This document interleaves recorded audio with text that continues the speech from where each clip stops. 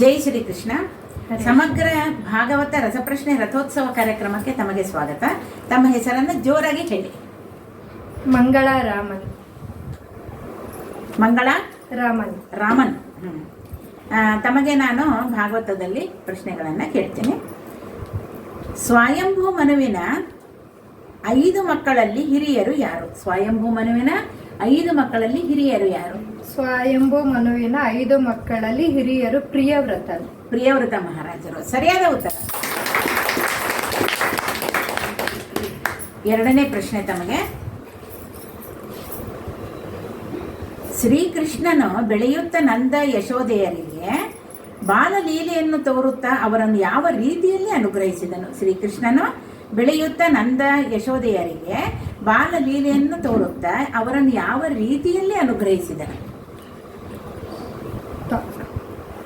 ತಾಯಿ ವಾತ್ಸಲ್ಯ. ಜೋರಾಗಿ ಹೇಳಿ. ಏನು ಹೇಳಬೇಕಿದೆ ಜೋರಾಗಿ ಹೇಳಿ. ವಾತ್ಸಲ್ಯ ಮಮತೆಯಿಂದ ಆಧರಿಸಿದನು ಅಂತ ಅನ್ಕೊಂಡು. ಕೃಷ್ಣ ಬೆಳೀತಾ ಅವರಿಬ್ಬರಿಗೆ ಯಾವ ರೀತಿ ಮಾಡ್ದ? ವಾತ್ಸಲ್ಯ ಮಮತೆಯಿಂದ, ಕಾರುಣ್ಯದಿಂದ. ಹೌದೌದು, ಸರಿಯಾದ ಉತ್ತರ. ಈಗ ಏನಂದ್ರೆ ಬೆಳೀತಾ ಶ್ರೀಕೃಷ್ಣ ಯಶೋದೆಗೆ ಮತ್ತು ನಂದಗೋಪರಿಗೆ ಅವರಲ್ಲಿ ಪುತ್ರ ವಾತ್ಸಲ್ಯ ಮತ್ತು ಭಕ್ತಿಯನ್ನು ಬೆಳೆಸಿ ಅನುಗ್ರಹಿಸಿದನು. ಬರೀ ಪುತ್ರ ವಾತ್ಸಲ್ಯ ಬಂದರೆ ಮತ್ತೆ ಇದರಲ್ಲಿ ಸಿಕ್ಕೊಂಡ್ಬಿಡ್ತಾರೆ. ಅದಕ್ಕೆ ಅವಾಗವಾಗ ತೋರಿಸ್ತಿದ್ದೆ ನೋಡ್ರಿ. ಬಾಯಲ್ಲಿ ಬ್ರಹ್ಮಾಂಡ ತೋರಿದ್ದು ಮತ್ತು ಈ ಅಸುರರನ್ನೆಲ್ಲ ಸಂಹಾರ ಮಾಡಿದ್ದು, ಎಲ್ಲದರಲ್ಲೂ ಶಕಟಾಸುರನ್ನು ಸಂಹಾರ ಮಾಡಿದ. ಇವ್ರನ್ನ ಸಂಹಾರ ಬರುತ್ತಲ್ವ, ಅವ್ರನ್ನೆಲ್ಲ ಸಂಹಾರ ಮಾಡ್ತಾ ನಾನು ಸಾಮಾನ್ಯ ಅಲ್ಲ, ದೇವರು ಅಂತ ಅನ್ನೋದನ್ನು ತೋರಿಸ್ಕೊಟ್ಟು ಅನುಗ್ರಹ ಮಾಡ್ತಾನೆ. ಯಾಕೆಂದರೆ ಅದರಿಂದ ಅವರಲ್ಲಿ ಭಕ್ತಿ ಬರ್ತದೆ. ಆ ಭಕ್ತಿಯಿಂದ ಅನುಗ್ರಹವನ್ನು ಮಾಡ್ತಾನೆ. ಇನ್ನು ಮುಂದಿನ ಪ್ರಶ್ನೆ ತಮಗೆ. ಪ್ರಾಯಶ್ಚಿತ್ತ ಮತ್ತು ಪಾಪ ಇವುಗಳ ವಿಷಯದಲ್ಲಿ ನಡೆದ ಏನನ್ನು ವಿವರಿಸುವೆನು ಎಂದು ಶುಕಮುನಿಗಳು ಪರೀಕ್ಷಿತನಿಗೆ ಹೇಳಿದರು. ಪ್ರಾಯಶ್ಚಿತ್ತ ಮತ್ತು ಪಾಪ ಇವುಗಳ ವಿಷಯಗಳಲ್ಲಿ ನಡೆದ ಏನನ್ನು ವಿವರಿಸುವೆನು ಎಂದು ಶುಕಮುನಿಗಳು ಪರೀಕ್ಷಿತ ರಾಜನಿಗೆ ಹೇಳಿದರು. ವಿಷ್ಣು ಮತ್ತು ಯಮದೂತರ ಸಂವಾದ ರೂಪವನ್ನು ವಿವರಿಸುವೆನು ಎಂದು ಹೇಳಿದರು. ಸಂವಾದದ ರೂಪವಾದುದನ್ನು ವಿವರಿಸುವೆನು ಎಂದು ಹೇಳಿದರೆ ಸರಿಯಾದ ಉತ್ತರ. ಪ್ರಾಯಶ್ಚಿತ್ತ ಮತ್ತು ಪಾಪ ಇವುಗಳಲ್ಲಿ ಈ ವಿಷಯದಲ್ಲಿ ನಡೆದ ಪುರಾತನವಾದೊಂದು ಕಥೆಯನ್ನು ವಿಷ್ಣು ಯಮದೂತರ ಸಂವಾದ ರೂಪವಾದುದನ್ನು ಅವರು ಏನು ಮಾಡ್ತಾರೆ, ವಿವರಣೆ ಮಾಡಿ ಹೇಳ್ತಾರೆ ಅಲ್ವಾ. ಇನ್ನು ಕೊನೆ ಪ್ರಶ್ನೆಗೆ ಬರೋಣ ತಮಗೆ. ಹೋಗದಿರೆಲೋ ರಂಗ ಬಾಗಿಲಿಂದಾಚೆಗೆ ಭಾಗವತರು ಕಂಡು ಎತ್ತಿಕೊಂಡೊಯ್ವರು. ಹೋಗದಿರೆಲೋ ರಂಗ ಬಾಗಿಲಿಂದಾಚೆಗೆ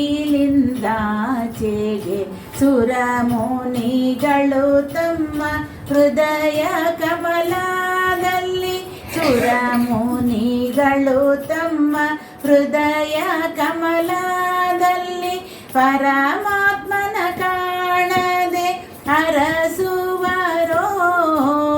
ದೊರಕದ ವಸ್ತುವು ದೊರಕಿತು ತಮಗೆಂದು ಹರುಷದಿಂದಲಿ ಬಂದು ಕರದೆತ್ತಿ ಕೊಂಬುವರು.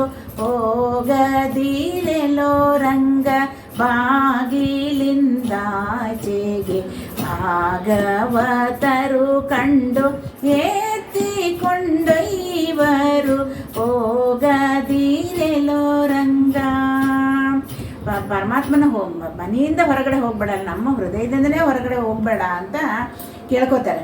ಯಾರು ನೋಡಿದ್ರು ಅವನ್ನ ಕರ್ಕೊಂಡು ಎತ್ಕೊಂಡು ಹೋಗ್ಬಿಡ್ತಾರೆ.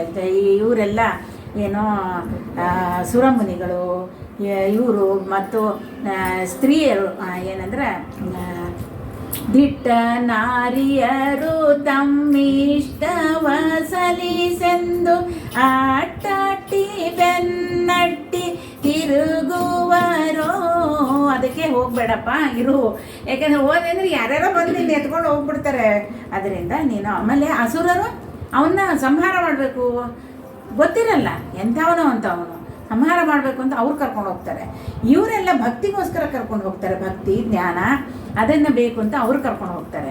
ಈ ರೀತಿಯಿಂದ ದಾಸರು ಕೊಂಡಾಡ್ತಾ ಇರ್ತಾರೆ ಒಟ್ಟಿನಲ್ಲಿ. ಇನ್ನು ಕೊನೆ ಪ್ರಶ್ನೆಗೆ ಬರೋಣ.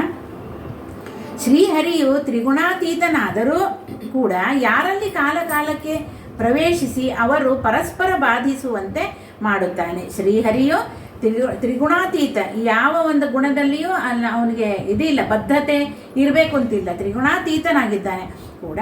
ಆದರೂ ಯಾರಲ್ಲಿ ಕಾಲಕಾಲಕ್ಕೆ ಪ್ರವೇಶಿಸಿ ಅವರು ಪರಸ್ಪರ ಬಾಧಿಸುವಂತೆ ಮಾಡುತ್ತಾನೆ. ಶ್ರೀಹರಿಯು ತ್ರಿಗುಣಾತೀತನಾದರೂ ದೇವಾಸುರರಲ್ಲಿ ಪ್ರವೇಶಿಸಿ ಕಾಲಕಾಲಕ್ಕೆ ಪರಸ್ಪರ ಬಾಧಿಸುವಂತೆ ಮಾಡುತ್ತಾನೆ. ಸರಿಯಾದ ಉತ್ತರ. ಯಾಕೆಂದರೆ ಅವ್ರಿಗೆ ಪರಸ್ಪರ ಭೇದ, ಸುರರು ಮತ್ತು ಅಸುರರು ಯಾವಾಗಲೂ ಹಾಗೆ ಅನಾದಿ ಕಾಲದಿಂದ ಹಾಗೇನೇ ಇರೋದು. ಅವರು ಚೆನ್ನಾಗಿರೋದು ಇನ್ನು ತಾವು ಚೆನ್ನಾಗಿರಲ್ಲ, ಇನ್ನವ್ರನ್ನೂ ಚೆನ್ನಾಗಿರೋಕ್ಕೆ ಬಿಡಲ್ಲ. ಆ ರೀತಿ ಅಸುರ ಸ್ವಭಾವ ಇರ್ತದೆ ಅಲ್ವಾ.